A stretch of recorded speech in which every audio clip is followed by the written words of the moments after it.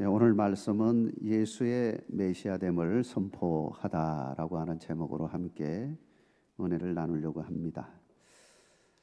오늘 본문 가운데 6절에서 13절에 해당되어지는 말씀은 소위 말하는 샌드위치 기법으로 들어가 있는 말씀이라고 할 수 있습니다. 다른 말로 표현하면 어떤 시간적 흐름을 무시하고 다른 이야기를 끼워 넣는 방법이 그런 이 샌드위치 기법이다. 문학적인 방법에서 그런 방법을 쓰고 있습니다. 1절에서 5절 말씀에서 14절 말씀으로 이렇게 넘어가도 전혀 문제가 되지 않는 그런 상황을 보여줌에도 불구하고 이 가운데 부분에 있는 말씀을 끼워 넣었다라고 하는 것은 여기에 대한 강조점이 있기 때문인 것이죠. 사실 이 말씀의 본문은 요한복음에 가서 보면 예수님께서 잡히시던 엿새 전에 일어났던 일로 기록이 되어 있습니다. 그런데 오늘 본문에서는 이틀 후에 되어질 일을 서술하는 가운데 이 말씀이 들어가 있게 된 거죠. 그렇다면 왜 이 말씀이 들어가 있느냐, 무슨 의미를 주느냐라고 하는 것입니다. 그래서 오늘은 이 가운데 있는 말씀을 중심으로 해서 말씀을 나누려고 합니다. 지금 스토리가 진행되어지는 걸 보면 예수님을 잡으려고 모의하는 사내들인 공회원들의 불의한 행동들이 아주 빨라지는 모습을 보여주고 있습니다.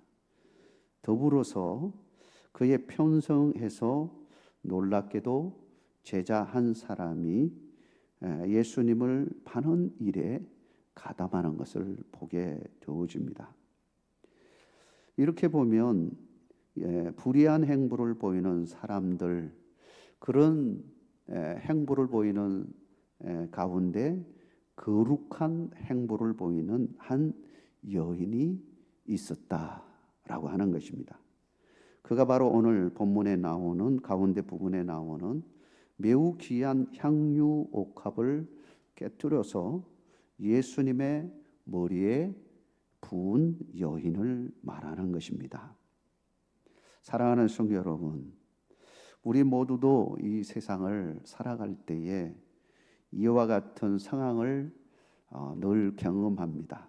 우리 주위를 보더라도 탐욕주의에 빠진 사람들, 기회주의에 빠진 사람들, 또 신앙인 가운데서도 그러한 모습을 보이는 상황 속에서 과연 나는 어떤 길을 가고 있느냐라고 하는 겁니다. 사랑하는 성도 여러분, 여러분은 견고한 믿음 가운데 예수의 메시아됨을 선포하는 여러분 되시길 주의 이름으로 축원합니다.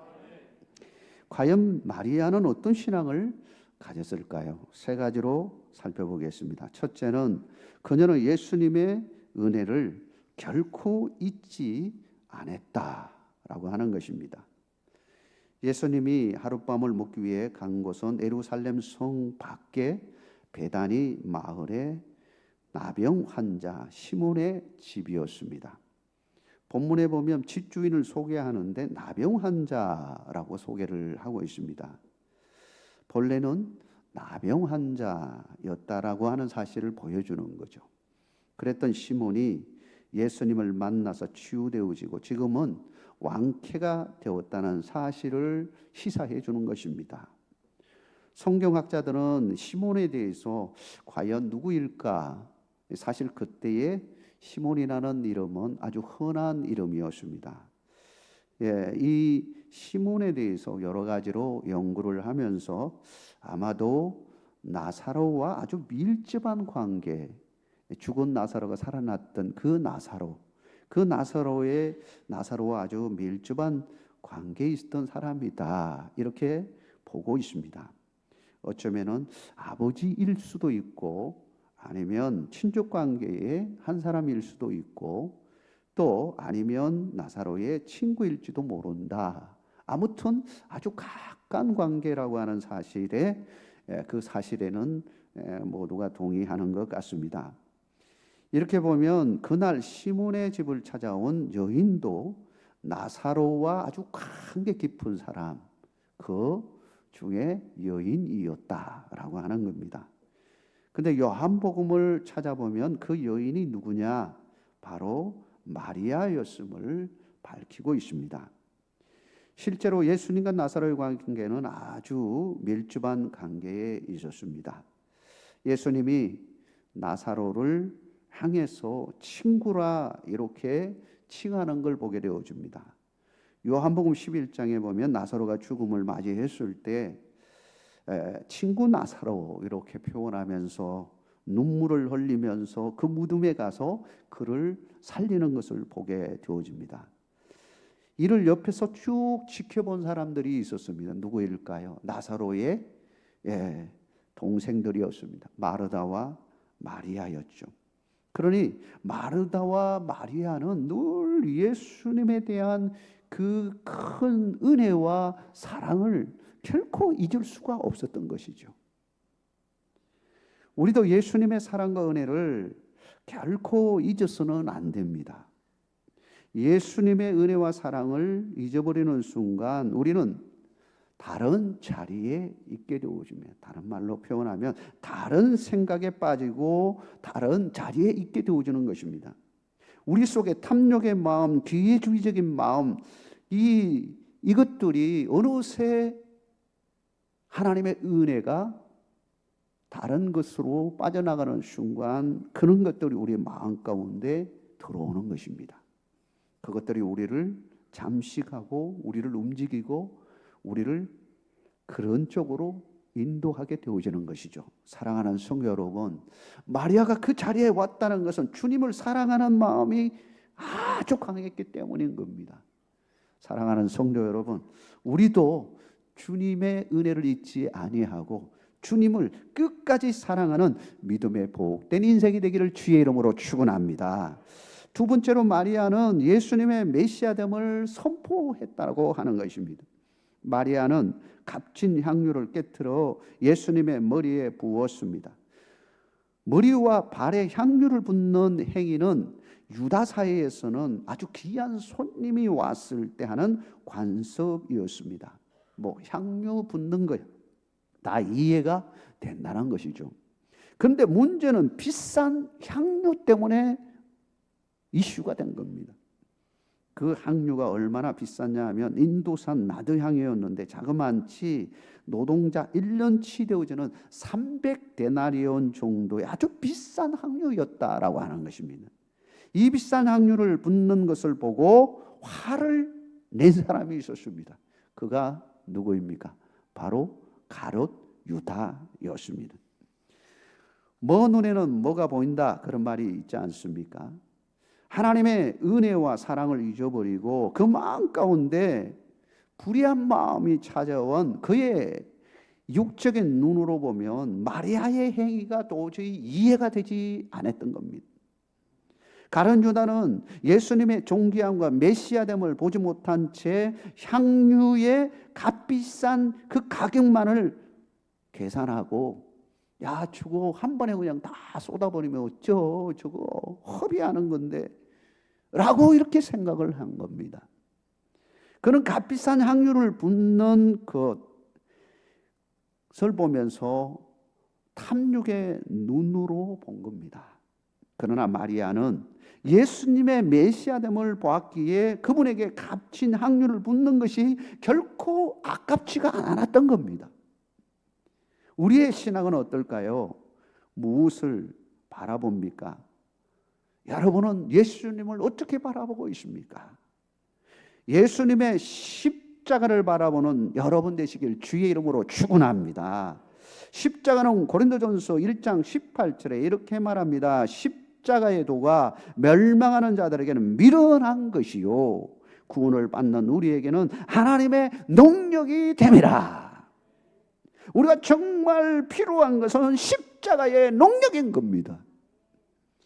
바울은 이 십자가의 능력을 깨닫고 나서야 자신이 가지고 있던 모든 타이틀과 그가 가지고 있던 은사와 달란트, 야, 이게 아무것도 아니구나 라고 하는 생각을 한 겁니다. 배선물로 여겼다라고 말합니다. 고린도전서 2장 2절에 보면 이렇게 말합니다. 내가 너희 중에서 예수 그리스도와 그가 십자가에 못 박히신 것 외에는 아무것도 알지 아니하기로 작정하였습니다 라고 말합니다. 그는 예수 그리스도의 십자가의 은혜를 발견하고 나서, 그분의 십자가의 능력을 발견하고 나서 그는 가지고 있던 모든 것, 야, 이게 참으로 아무것도 아니구나 라고 하는 것을 느끼게 되었다라고 하는. 여러분, 십자가가 우리를 살립니다. 십자가가 우리를 새롭게 하는 것입니다. 십자가가 하나님께 나가게 하는 것입니다. 십자가가 우리 이웃에 끼워진 모든 아픔들을 다시금 새롭게 할 수 있는 능력임을 여러분 믿으시기를 주의 이름으로 축원합니다. 세 번째로 마리아는 예수님의 장례를 준비했다는 것입니다. 예수님의 머리에 기름을 붓는 일에 대해 예수님은 어떻게 생각했을까요? 은짠하게 생각했을까요? 화를 냈을까요? 그렇지 않았습니다. 오히려 칭찬했습니다. 그 행위를 기억하라고 말하고 있습니다. 왜냐하면 좋은 일을 했기 때문입니다. 아니, 향유를, 그 비싼 향유를 머리에 부은 그 자체가 좋아서 그랬을까요? 아닙니다. 그 의미가 너무 중요했기 때문에 예수님은 좋아한 겁니다.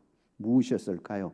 예수님 자신의 장례, 그 죽음을 예비하였기 때문에. 그 누구도 할 수 없었던 일, 그것도 최초로 예수님의 장례를 준비한 사람이 누구냐? 바로 이 여인이었다라고 하는 것입니다. 이것은 뭘 말하는 것입니까? 복음의 핵심이 무엇이 되어야 하는지를 보여주는 것입니다. 예수님의 죽으심이 없다면 우리의 죄사함도 없고, 죄사함이 없다면 하나님과의 관계 회복도 없는 것입니다. 그러므로 반드시 예수님의 죽으심이 있어야 한다는 것을 보여주는 것입니다.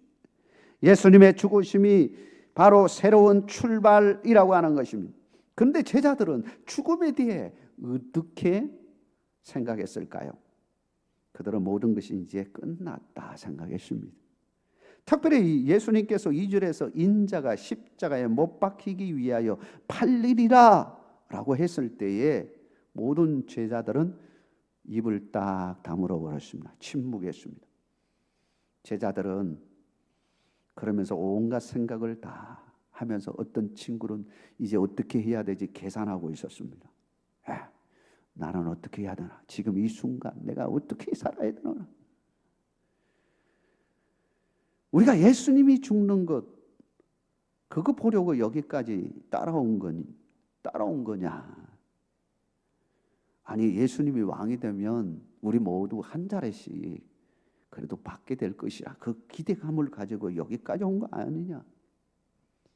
온갖 생각을 다 머릿속에서 계산하고 있는 거죠. 실제로 예수님과 절교하기로 결심한 사람이 있었습니다. 바로 가룟 유다입니다. 나는 여기서 이제 끝났다. 나는 그분과 이제 모든 것 다 청산해야 되겠다.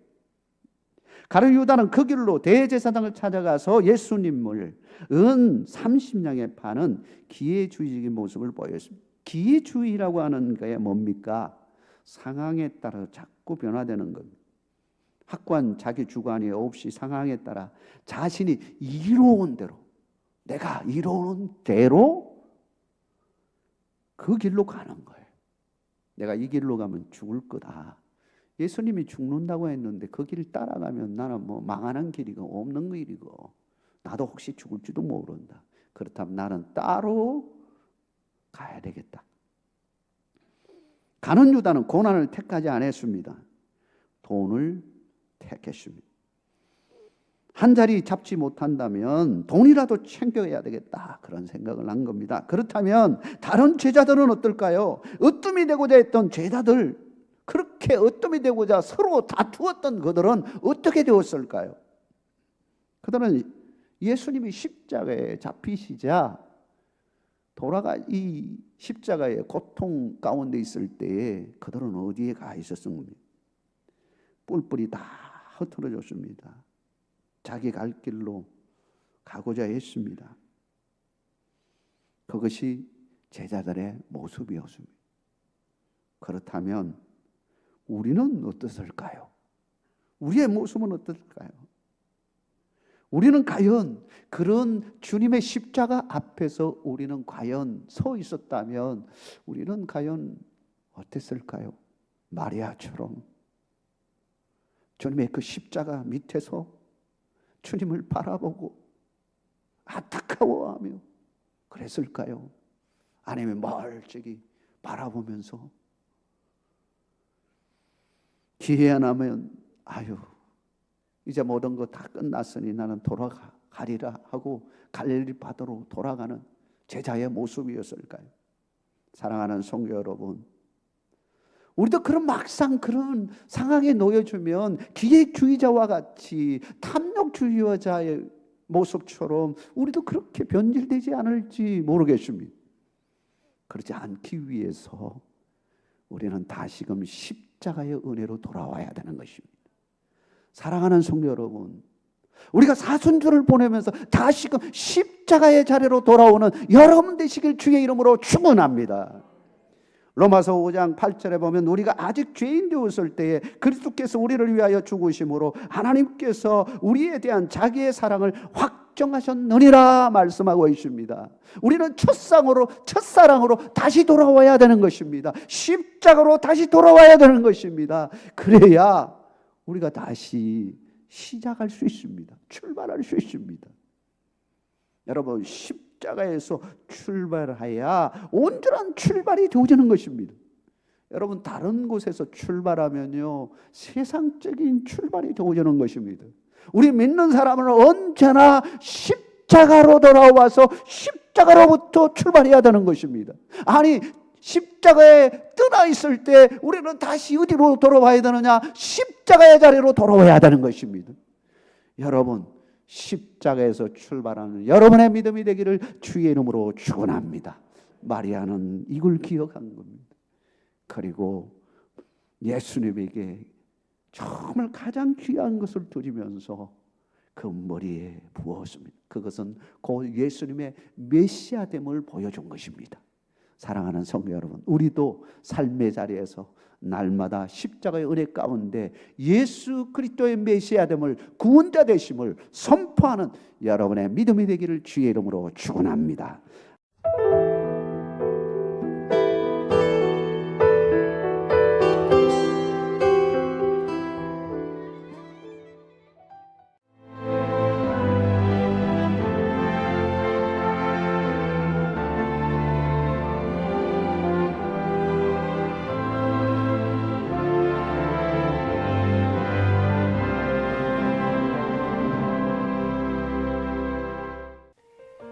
CBS를 사랑해 주시는 전남 지역 청취자 여러분, 안녕하십니까?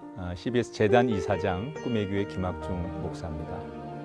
여러분의 사랑과 관심 덕분에 전남 CBS가 순천시 장천동에 새로운 사옥을 마련하게 됐습니다. 이 방송국 사옥이라는 것은 단순히 건물을 짓는 의미에 지나지 않습니다. 전남 지역 복음 전파와 특별히 다음 세대를 위한 미래 비전을 세우는 일입니다. 코로나19로 모든 활동이 중단되고 또 관계가 단절되는 상황이지만 우리 CBS 방송만큼은 우리의 발길이 닿지 않는 곳까지 구석구석 하나님의 말씀을 전하는 위대한 힘을 지니고 있습니다. 이 방송이 믿음의 반석 위에 굳건히 세워질 수 있도록 여러분들께서 벽돌 한 장 한 장씩 쌓아가는 마음으로 전남 CBS를 위해 후원해 주시고 기도해 주시기를 간곡히 부탁드립니다. 여러분의 이 작은 행함이 CBS를 통해서 교회 공동체를 회복하고 누군가의 믿음을 소생시켜 줄 굳게 믿습니다. 여러분 한 분 한 분을 축복합니다.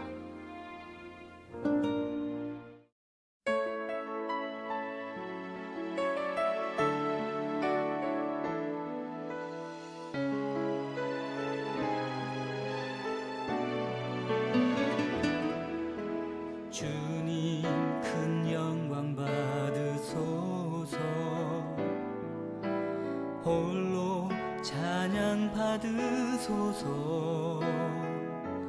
모든 이름 위에 뛰어난 그 이름, 온 땅과 하늘이 다 찬양해. 겸손하게 우리 무릎 꿇고 주 이름 앞에 영광 돌리세. 모두 절하세. 독생자 예수 주님께 찬양 드리리. 모든 영광과 존귀와 능력 받으소서. 받으소서. 영광과 존귀와 능력 받으소서. 받으소서. 그리스도 살아계신 하나님.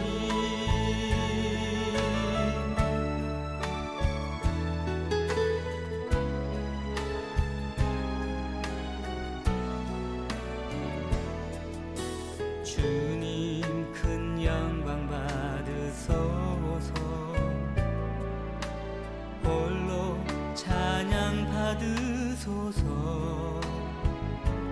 모든 이름 위에 뛰어난 그 이름, 온 땅과 하늘이 다 찬양해.